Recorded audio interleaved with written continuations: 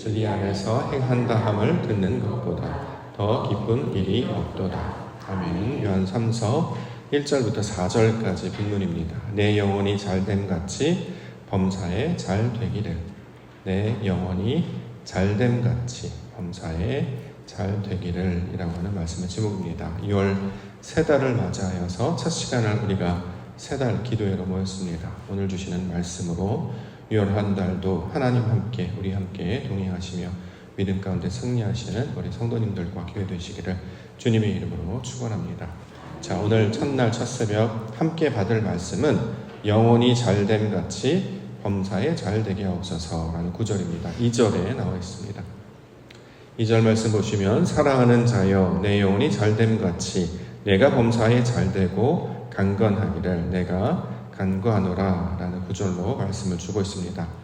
자, 영혼이 잘됨같이 범사에 잘되기를. 자, 순서가 있죠. 영혼이 잘되는 것이 먼저 나옵니다.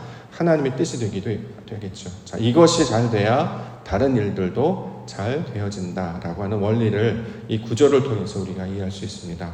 자, 그러면 잘 되기를 원하는데 잘 되다 라고 하는 것이 어떤 의미인가? 어떻게 하는 것이 잘 되는 것인가? 이 말의 의미를 우리가 함께 찾아보고자 합니다. 원문을 찾아보니까 잘 되다 라는 말의 히브리어 원어는 토부로 되어 있습니다. 창세기 1장에 나오는 하나님 보시기에 좋았다 라고 할 때 우리가 토부라는 말을 쓰지요. 좋다, 잘 되다, 아름답다 라는 의미로 사용되었던 단어입니다. 자, 그러니까 이 말에 근거해서 해석해보면 어떻게 해야 잘 되는 것인가? 하나님 보시기에 좋았다, 하나님 보시기에 아름답다, 하나님 보시기에 잘 될 때 이것이 비로소 잘 되다의 의미가 되고 있는 것입니다. 자, 하나님 보시기에 잘 되다는 것은 무슨 뜻이냐? 하나님의 뜻이 내 안에 그대로 이루어지는 것을 가리키고 있는 말이죠. 그러면 하나님의 뜻은 무엇입니까? 우리가 하나님의 자녀가 되는 거잖아요. 언제 어디서든지 하나님을 잊지 아니하고 그를 기억하고 하나님을 늘 찾고 부르짖으며 그와 교제하는 하나님의 자녀가 되는 것, 그의 가장 사랑스러운 자녀가 되는 것이 하나님의 뜻이 되겠죠. 자, 이것을 하나님의 뜻으로 설명하고 있습니다. 자, 어떤 상황과 환경 가운데서도 내가 하나님의 자녀임을 잊지 아니하는 것, 나를 지키시고 나를 보호하시고 인도하시는 분이 하나님이심을 기억하는 자가 되게 하는 것. 그래서 비록 우리의 몸은 이 땅 가운데 살지만 우리 심령과 우리 생각과 우리의 모든 의지는 하나님을 향해서 살아가는 것. 이것이 하나님의 뜻대로 사는 것이고 이것이 영혼이 잘 되는 내용이 되고 있는 것입니다. 이것을 구약에서는 이 잘되다, 영혼이 잘되다를 뭐라고 번역했냐면 형통으로 번역을 했고 신약에서는 이제 선을 행한다라는 말로 번역을 했죠. 우리가 이해하기 쉽게 찾을 수 있는 인물이 바로 형통한 자, 요셉이었습니다. 그는 형통한 자였고 영혼이 잘된 자였습니다. 왜냐? 여호와께서 그와 함께 하셨기 때문에. 그의 삶을 보면 결코 잘된 사람은 아닌 것 같습니다. 형제들에게 미움을 받았고 애굽에 팔려갔고 심지어 죽을 뻔했어요. 게다가 보디발의 집에서 총무로 살게 되었단 말이죠.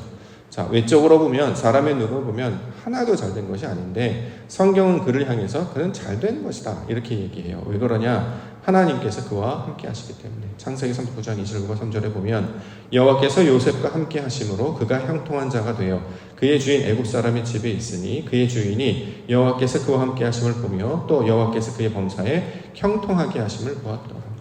요셉이 하나님과 함께 있는 것을 본인만 깨달은 것이 아니라 주인도 저 사람은 하나님과 함께 있는 자구나. 다른 사람들도 그를 볼 때 하나님 함께 하시네 라고 했단 말이에요. 그런 평가를 들을 수 있는 것이 정말 잘된 일이라는 거죠.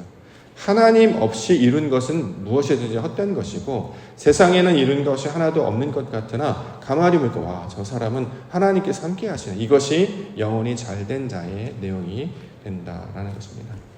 어저께 잠깐 교제하는 중에 어렸을 때부터 많은 고생을 통해서 인생을 살아왔던 분의 이야기를 듣게 됐습니다. 어렸을 때부터 쉽지 않았어요. 삶을 살아내면서 지금까지 정말 어떻게 살았는가. 마치 드라마 한 편 보는 것 같았고 영화 한 편을 보는 것 같이 정말 많이 힘들고 어렵게 살았던 분의 이야기를 잘 들었습니다. 현재도 살아가고 있습니다만 문제가 다 풀린 것 같지는 않습니다. 여전히 어려움과 여러 문제들이 산적해 있었습니다. 근데 그분이 기도 요청을 해오셨어요. 기도해 주세요. 그리고 이제 이야기를 많이 잘 듣는데 제 마음 가운데 그런 감동이 옵니다. 와, 정말 잘 크셨네요. 잘 컸습니다. 그 어려운 상황과 그 힘든 상황을 어떻게 극복하고 지금까지 지내오셨습니까? 근데 지금도 여전히 하나님을 찾고 그 안에서 살아가려고 몸부림치며 기도하고 있는 상황을 볼 때, 이 사람 정말 잘 되고 있구나, 잘 컸구나, 이런 이야기를 저도 모르게 이제 터져 나올 수 있도록 그 이야기를 들으면서 나왔던 감동이었습니다. 신앙 안에서 하나님을 찾고 건강하게 살아가는 것, 이것이 바로 영혼이 잘 되는 자의 모습이 될 것입니다. 저희들도 문제가 지금 많잖아요. 부모님 문제, 또 우리 자녀들 문제, 삶의 문제 풀릴 것 같은데 잘 안 풀려요. 상황으로 보면 오히려 잘 안 되는 거 아닌가라고 하는 걱정과 염려와 근심 가운데 있습니다. 그런데 어떤 사람이 잘 되는 것인가? 문제를 해결하는, 우리가 풀 수 있는 문제도 아니잖아요. 우리가 잘 인생을 살아서 우리가 경험을 봐서 아는 것이, 그가 머리가 똑똑해서 또는 그가 뭐 잘해서 문제가 풀린 게 아니고 하나님께서 풀어주셔서 풀린 것이에요. 남들보다 지능이 좀 더 있었을 뿐이고 남들보다 좋은 조건에 있었을 뿐이지 결코 그의 능력 때문에 문제가 풀린 것은 하나도 없었습니다. 이게 잘 될지 안 될지 아무도 모르는 상황이었던 것이죠.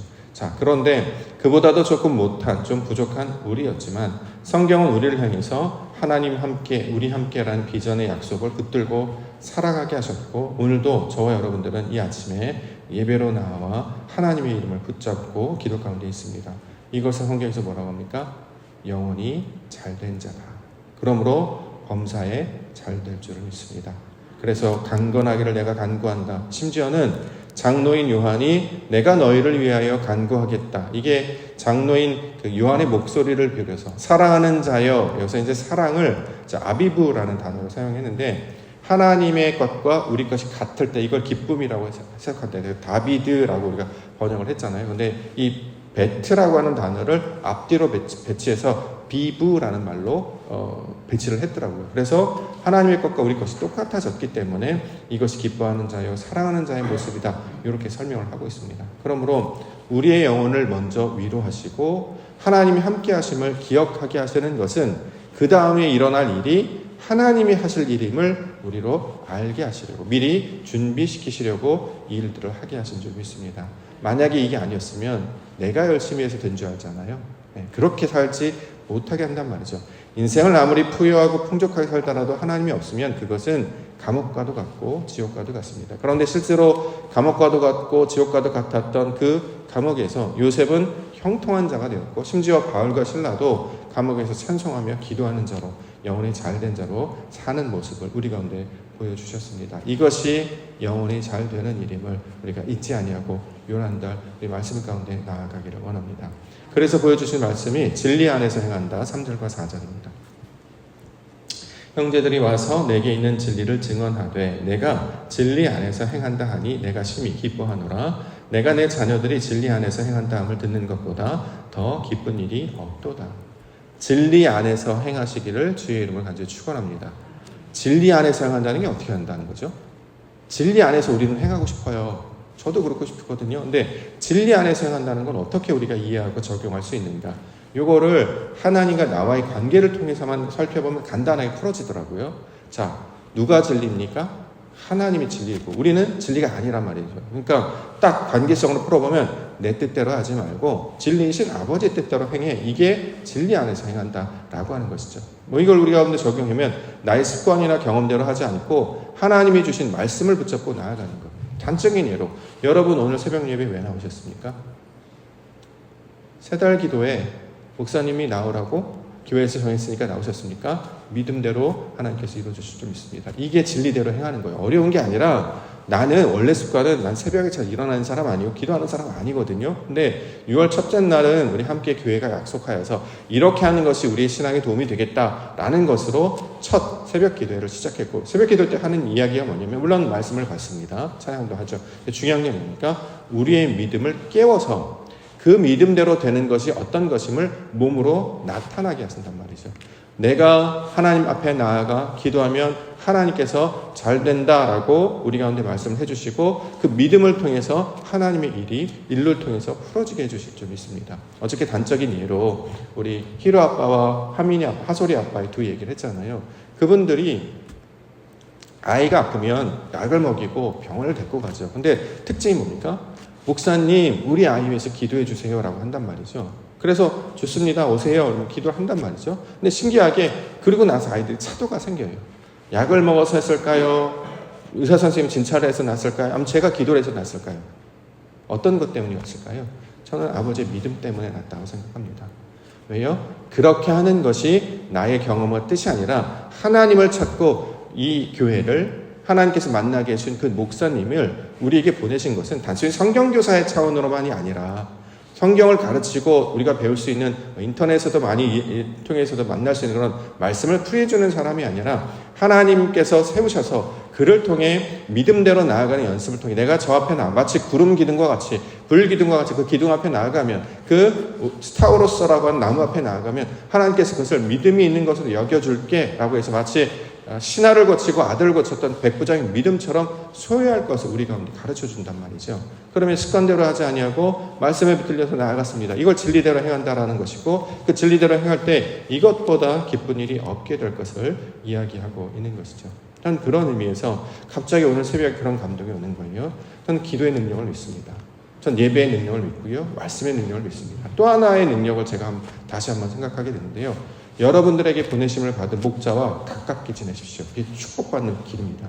저 그 감동을 확 받으면서 지금까지 저는 역할이 말씀을 어떻게 하면 잘 전할까에 그래서 그 말씀을 어떻게 풀이할까에 대한 고민을 더 많이 했던 사람이었어요. 그런데 오늘 새벽의 감동은 그것만이었었다면 굳이 라는 생각을 하는 거예요. 이 연약한 자, 이 무지한 자가 무슨 능력이 있다고. 근데 기준을 세우는 거죠. 그래서 그 앞에 나아가면 그와 좋은 관계를 가지고 말씀 앞에 나아가면 하나님께서 이들을 통해서 아버지의 영광을 나타내 보여주실 것이다. 그것까지도 맡겨주셔야 이 연약한 자가 힘있게 담대하게 선포하지. 만약에 그 힘이 없다면 저 아니고도 누구라도 할 수 있는 일 아니겠습니까? 그러면서 어저께 주셨던 히로와 하민이와 하설이 그런 것을 통해서 이것이 바로 중요한 것이구나 하는 생각을 하게 됐습니다. 무슨 뜻으로 해석하냐면 여러분의 삶의 문제가 풀리지 않아요. 어떻게 우리가 해결할까 이 고민이 많단 말이죠. 어디서부터 이걸 실마리를 풀어가야 될지 도통 모르겠습니다. 그럼 어디로부터 출발하느냐? 예배로부터 시작하셔야 됩니다. 예배로부터 시작하셨습니까? 저와 잘 지내셔야 됩니다. 왜요? 저는 기도하는 사람이고요. 목숨 걸고 기도하라고 하나님께서 세우신 분들이라는 거죠. 그러고 보니까 지난 역사 쭉 지나보니까 우리 믿음의 선배님들이 꼭 가서 목사님한테 인사하고 가야 돼. 목사님께 기도하고 가야 돼. 제가 교회를 다닐 때마다 어르신들이 꼭 그렇게 했어요. 굳이 그렇게까지 할 필요 있을까라고 그때는 생각을 했단 말이에요. 근데 지나와 보니까 그들과 관계를 잘 지내는 것은 그들에게 능력이 있는 것이 아니라 하나님께서는 미련한 것을 지혜로운 자로 사용하신단 말이죠. 그 미련한 방법을 쓰기 때문에 죽게 하듯 상전케 하듯 나라의 지도자들한테나 권력을 가진 자들한테나 그들에게 성실하게 할 것은 그게 하나님께서 일을 이루시는 방편이 되기 때문에 그것을 내가 믿음으로 받을 것이냐 아닐 것이냐 그 문제를 따지기 때문이라는 걸 새롭게 깨닫게 됐습니다. 히브리서 13장 17절 너희를 인도하는 자들에게 순종하고 복종하라. 그들은 너희 영혼을 위하여 경성하기를 자신들이 청산할 자인 것 같이 하느니라. 그들로 하여금 즐거움으로 이것을 하게 하고 근심으로 하게 하지 말라. 그렇지 않으면 너희에게 유익이 없느니라.